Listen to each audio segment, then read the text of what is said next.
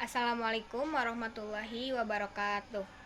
Perkenalkan, nama saya Hayatun Nusna Amalia dari kelas T3 PAIB dengan NIM 2241104020067. Pada video kali ini, saya akan menjawab soal UAS dari mata kuliah Sumber Belajar PAI berbasis multimedia. Soal yang pertama yaitu jelaskan pertimbangan utama jika Anda akan mengembangkan sumber belajar PAI berbasis multimedia. Yang pertama, tentunya kita harus menyusun rancangan media tersebut.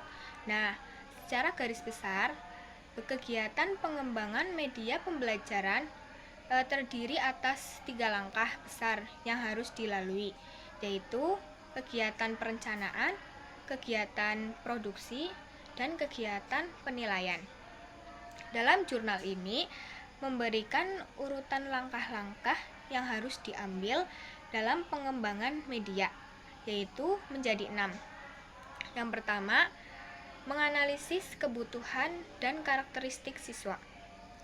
Kebutuhan dalam proses belajar mengajar adalah kesenjangan antara apa yang dimiliki siswa dengan apa yang diharapkan. Setelah kita menganalisis kebutuhan siswa, maka kita juga dapat menganalisis karakteristik siswanya, baik menyangkut kemampuan, pengetahuan, atau keterampilan yang telah dimiliki siswa sebelumnya. Cara mengetahuinya bisa dengan tes atau dengan yang lainnya. Langkah-langkah ini dapat disederhanakan dengan cara menganalisa topik-topik materi ajar yang dipandang sulit dan karenanya memerlukan bantuan media. Yang kedua, merumuskan tujuan instruksional. Dengan operasional dan untuk merumuskan tujuan instruksional tersebut dengan baik, ada beberapa ketentuan yang harus diingat, yaitu yang pertama, tujuan instruksional harus berorientasi kepada siswa. Artinya, tujuan instruksional itu benar-benar harus menyertakan adanya perilaku siswa yang dapat dilakukan atau diperoleh setelah proses belajar dilakukan. Yang kedua, tujuan harus dinyatakan dengan kontrak kerja operasional. Artinya, kata kerja operasional itu menunjukkan suatu perilaku atau perbuatan yang dapat dicermati atau diukur. Selanjutnya, yang ketiga yaitu merumuskan butir-butir materi secara terperinci yang mendukung tercapainya tujuan. Penyusunan rumusan butir-butir materi adalah dilihat dari subkemampuan atau keterampilan yang dijelaskan dalam tujuan khusus pembelajaran tersebut, sehingga materi yang disusun adalah dalam rangka mencapai tujuan yang diharapkan dari kegiatan proses belajar mengajar tersebut. Yang keempat yaitu mengembangkan alat pengukur keberhasilan. Alat pengukur keberhasilan dikembangkan terlebih dahulu sebelum naskah program ditulis, dan alat pengukur ini harus dikembangkan sesuai dengan tujuan yang akan dicapai dan dari materi-materi pembelajaran yang akan disajikan.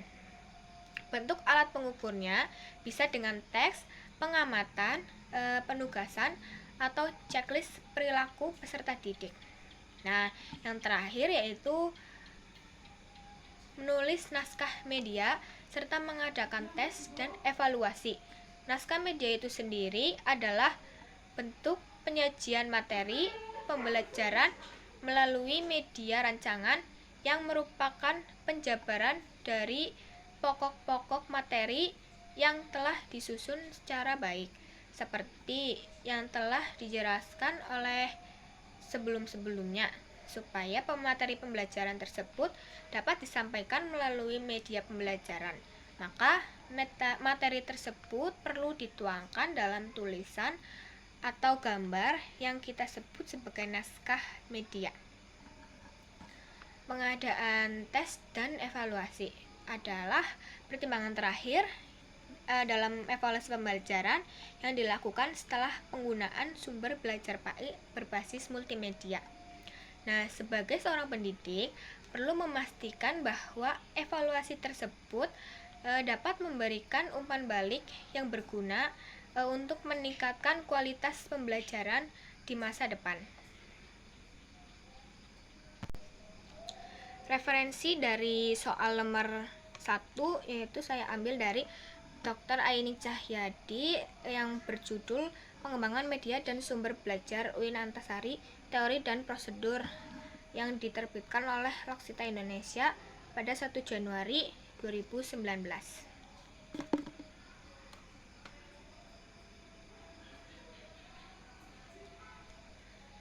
Soal nomor 2 yaitu jika Anda sebagai guru PAI, sumber belajar berbasis multimedia apa yang akan Anda kembangkan untuk pembelajaran akidah akhlak? Jelaskan juga bagaimana bentuk dan penggunaannya. Nah, yang pertama yaitu video pembelajaran.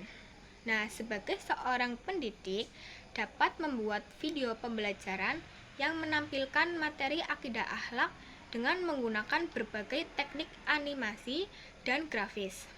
Video ini dapat diunggah ke platform pembelajaran online sehingga siswa dapat mengaksesnya dengan cepat dan di mana saja. Yang kedua ada game edukasi. Game edukasi ini dapat memberikan interaksi yang memungkinkan siswa untuk belajar akidah akhlak secara menyenangkan. Misalnya dapat membuat game yang mengajarkan nilai-nilai moral seperti kesabaran, kejujuran, dan rasa empati. Yang ketiga yaitu infografis.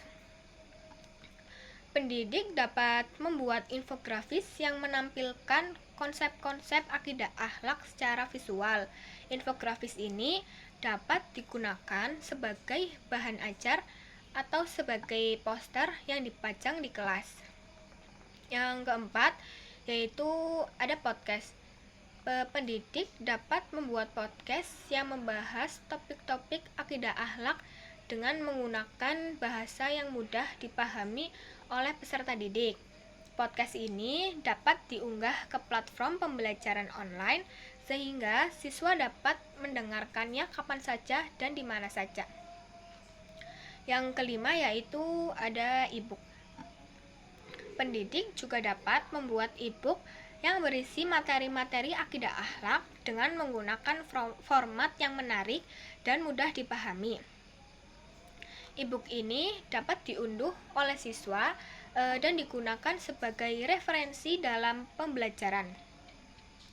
Yang keenam yaitu animasi 3D.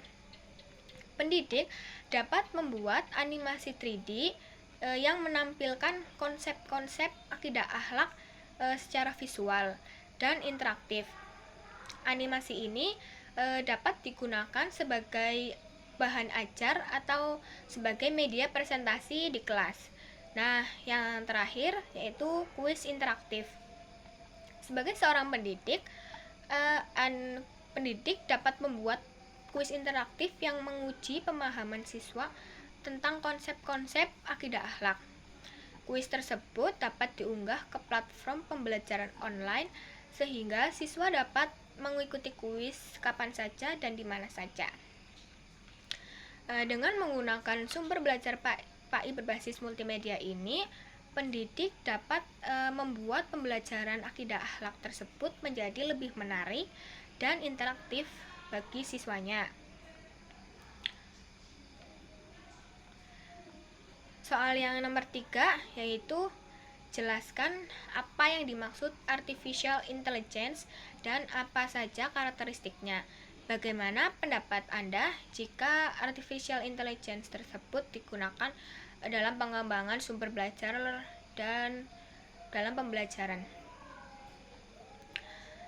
Artificial intelligence mengacu pada kemampuan mesin untuk melakukan tugas-tugas yang biasanya memerlukan kecerdasan manusia, seperti pembelajaran, pemecahan masalah, dan mengenali pola. Beberapa karakteristik AI antara lain belajar dari pengalaman, beradaptasi dengan situasi baru yang memecahkan masalah kompleks, dan melakukan tugas-tugas yang membutuhkan kecerdasan manusia. Jika digunakan dalam pengembangan sumber belajar PAI berbasis multimedia, AI dapat memberikan berbagai manfaat. Pertama yaitu pendidikan yang efisien.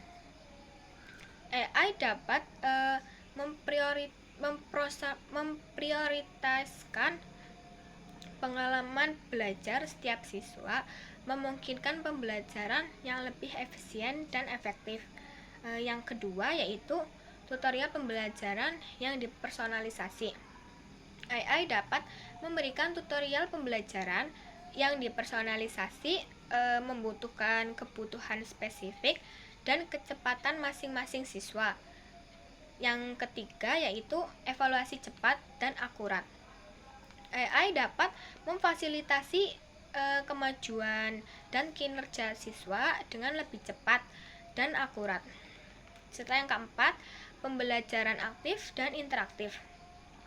AI dapat menciptakan lingkungan pembelajaran yang lebih aktif dan interaktif, menjadikan pembelajaran tersebut lebih menarik bagi siswa itu sendiri. Penggunaan artificial intelligence dalam pendidikan juga dapat membantu pendidik dan peserta didik dalam berbagai tugas, seperti menciptakan pengalaman belajar interaktif dan memfasilitasi penilaian. Secara keseluruhan, integrasi AI dalam pendidikan berpotensi meningkatkan pengalaman belajar dan meningkatkan hasil pendidikan itu sendiri. Sekian jawaban UAS sumber belajar PAI berbasis multimedia dari saya. Kurang lebihnya mohon maaf. Sebelum itu tadi referensi yang nomor 3 yaitu dari Muhammad Yahya yang berjudul Implementasi Artificial Intelligence di Bidang Pendidikan Kejuruan pada Era Revolusi Industri 4.0 yang jurnal UMM 29 Juli 2023 halaman 151 sampai 302. Sekian yang dapat saya sampaikan, kurang lebihnya mohon maaf. Wassalamualaikum warahmatullahi wabarakatuh.